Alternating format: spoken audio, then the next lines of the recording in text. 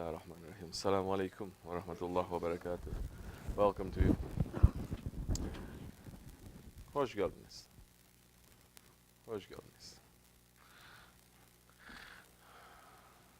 Cuma mübarek olsun. Elhamdülillah. Euzubillahimineşşeytanirracim. Bismillahirrahmanirrahim. Destur, medet. Ya sahibi sayf. Medet.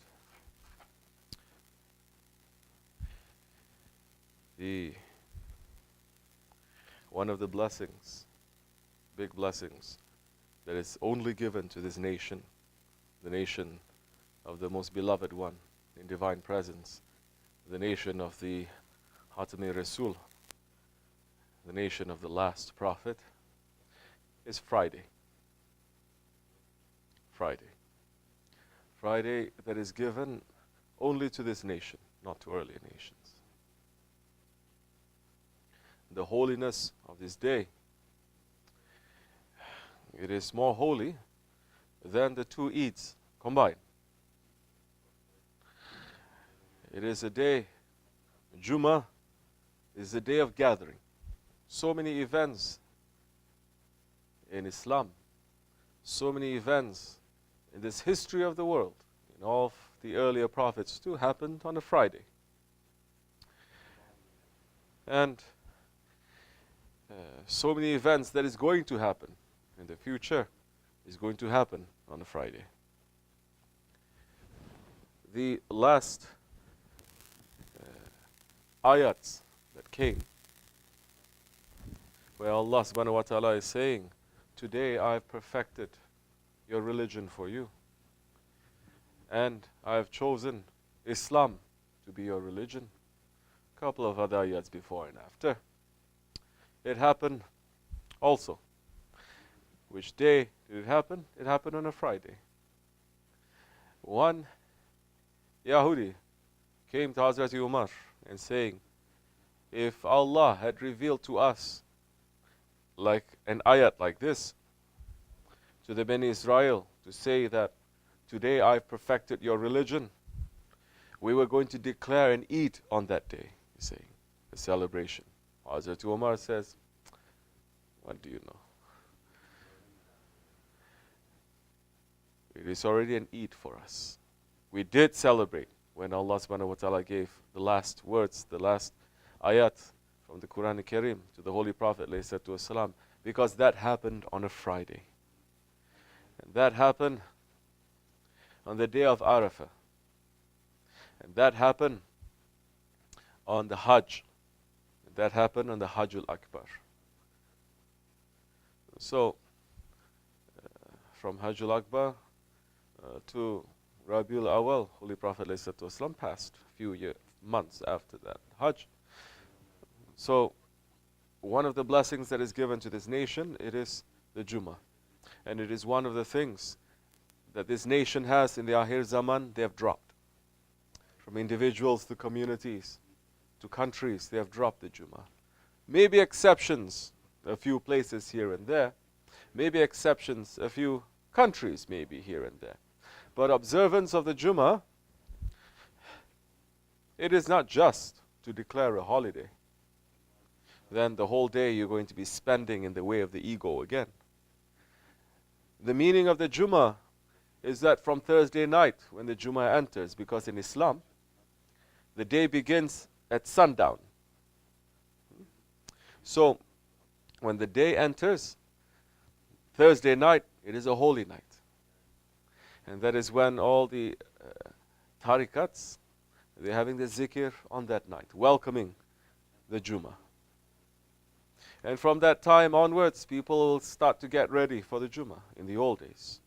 Not only they're going to stop work, but they're going to start worshipping heavy that night. And they're going to spend the day cleaning themselves up. In the old days, they're going to go to the hammam and they're going to clean themselves, scrub themselves clean, put on nice perfume, nice clothes, going to the masjids early to sit down and to give salawats to the Holy Prophet ﷺ. That time, in the traditional way, salah is going to be called too. is going to be called.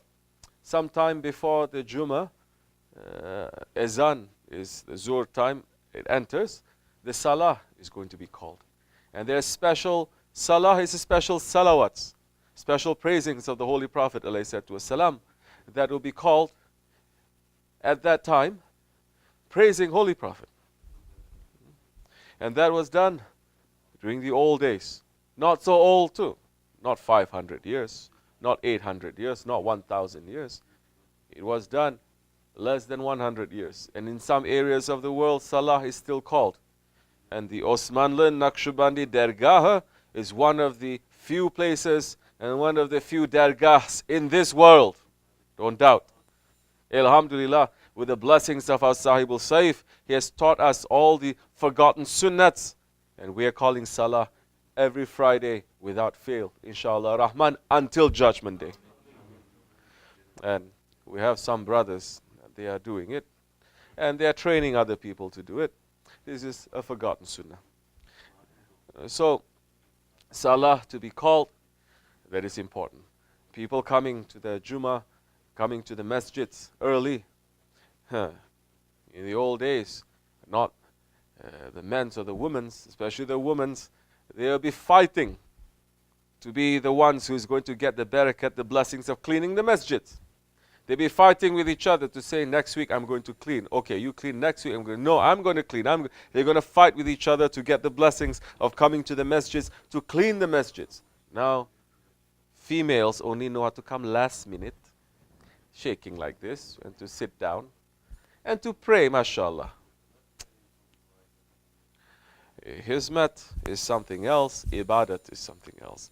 Hizmat is higher than ibadat. So, these are the old ways. Of course, we're going to have the old ways here too. Don't think women are going to escape too. You're not going to escape. Once we finish, inshallah, Rahman, Shaykh Effendi's masjid. There is Shaykh Effendi's masjid.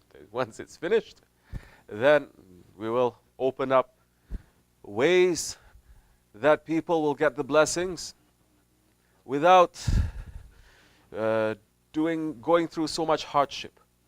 Easy ways to get the blessings that Allah subhanahu wa ta'ala has opened with His mercy, without knowing too much knowledge, without making too much of the ibadat even.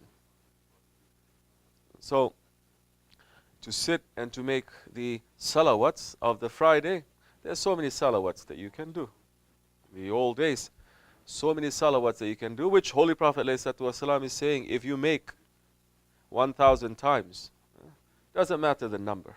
If you make salawats for me, giving salams and salawats for me in the day of Jumu'ah, if you recite 1,000 times, 80 years of sins and wrong actions will be forgiven. 80 years, meaning a whole lifetime. Just to sit and to say, Allahumma salli ala Sayyidina Muhammad wa ala Sayyidina Muhammad. Allahumma salli, Allahumma salli. There's so many other different kinds of salawats too that you can make. Make it. People are rushing in the old days to come to the masjids early because there is an open hadith of the Prophet, 111, coming, saying, the first one to enter into the masjids, he has the sawab, the blessings, as if he slaughtered one bull for the sake of Allah. And the second one, one camel, because camel is the highest. One camel. If you're the second one, it's like you sacrifice one bull. The third one, you sacrifice sheep. One, you sacrifice goat. Going down until the least one that enters is as if he gives one egg for the sake of Allah. Those who are coming later, they're not going to get so much blessings that time. Not much blessings. And if you enter after the Imam has entered, you are not even on the record that you have attended the Jumu'ah. None. Because once the Imam enters, there are two angels guarding the door of the masjids. And the angels, they are writing down the names, the son of this and the son of this and the son, writing down the names and writing down when they are entering and what kind of blessings they're going to get. Once they start recording, And once the Imam enters to pray and to give the khutbah, they close their books. They enter to sit down to listen to the khutbah. Those who are entering after that, their names are not written. It's as if they did not come. Try this out. Then you get to the full blessings of the holiness of Jumu'ah, where the Jumu'ah is going to be an Eid. And after Jumu'ah, you're going to sit, you're going to spend time to talk to each other, to look, because the Jumu'ah time is for the whole community to come together. And the community to come together to know each other, like it is in Eid, isn't it? You visit each other's house, you ask, how are you? I am fine. How's your children? They're not listening to me. Do the same thing. It's a time to be in association. Time to relax, time to eat, time to drink something, time to enjoy, and time to celebrate the Jumu'ah, which is more holy than the two Eids. What is happening now? What is happening now? When the Jumu'ah time enters, so many Muslims, they're cursing. Now I have to go for Jumu'ah. I don't know if there's going to be parking. Quickly going into the masjid like a thief. Quickly leaving the masjid like a thief. Because they're being very specific with that. Because Allah is saying when the Jumu'ah time enters, close everything and go for the prayers. After that, go out to the world and look for your razak. They take that literally. Meaning right after Jumu'ah, they must find the razak. But the razak is not going to be just like that just because you're going out to find it. Razak is going to come to you. Allah is razak. He's going to give it to you. Even if it is going to be a last bowl of rice that you're going to eat before you pass from this world, is making sure that you're going to take it. So don't worry about that. In the old days, they were not worrying. They're declaring a holiday. They're declaring a holy day for the Jumu'ah.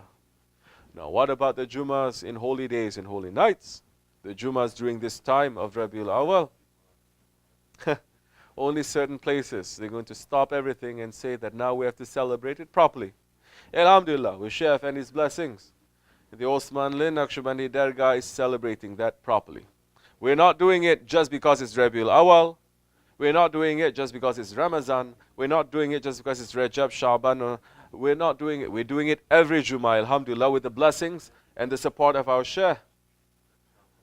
Preparing ourselves for Jumu'ah, Thursday night and Friday, getting ourselves ready to sit, to listen to Dalil Hayrat, to read, to make salawats, to come, to listen to the Shaykh and his khutbah, and after that, to sit and to have a cup of tea, to look at each other, to connect the hearts to each other, then later to go back to our homes, to get the full package of the blessings of Jumu'ah.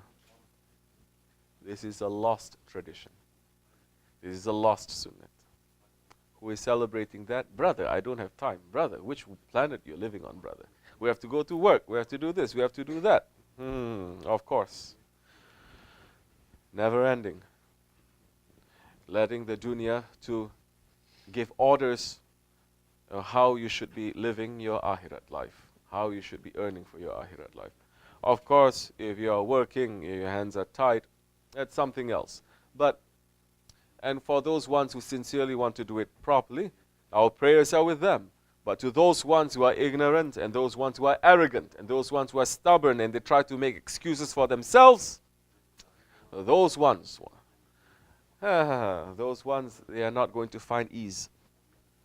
Because if you're not respecting the Jumu'ah, one day, a week that Allah subhanahu wa ta'ala has honored that day, then, like they say in Turkish, you're not going to put your collar together. Meaning everything that you're doing is not going to fit. You're doing so much, you're running around so much, but it's not going to be blessed. It's not going to be complete. So, we have to wake up. These are the lost sunnats of the Holy Prophet ﷺ.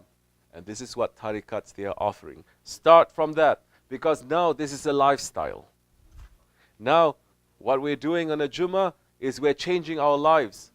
We're reorienting our lives. We're changing the direction of our life to the way that those ones who loves the Prophet ﷺ, following in his footsteps, how they are celebrating it. Then that time, what we are doing will be considered worship. Yes, you will sit and you have tea. For the sake of Allah, it is considered worship. You're going to eat the food that is people are preparing specially for Jumu'ah. That food is a holy food. And that food, when you put it in your mouth, it will give a cure to you. And it will give you energy for you to be able to worship better. And that food then, and that drink that is done and made by believers who has wudu, who are always in zikr and salawat, that food now will start to push out all the poisons that we are gathering here and there and everywhere that we're picking up. So, believe this. Believe it or not. It doesn't matter to me. It's not going to change the reality. Inshallah. The point I'm trying to make is we are very happy and we are saying shukr ya Rabbi for giving us such a shaykh, for giving us such a guide, for putting us in his way, for holding us, and for us not to escape with our ego and with the shaitan. May Allah bless him and raise his station higher and higher. May Allah bless our grand shaykh and make us to be stronger under the leadership of our shaykh, to be able to see the days of Mahdi alayhi salam and to greet him in Istanbul, to be able to greet him everywhere and to do the work, inshallah. Wa min Allahu tawfiq, hurmatil habib, wa hurmatil fatiha.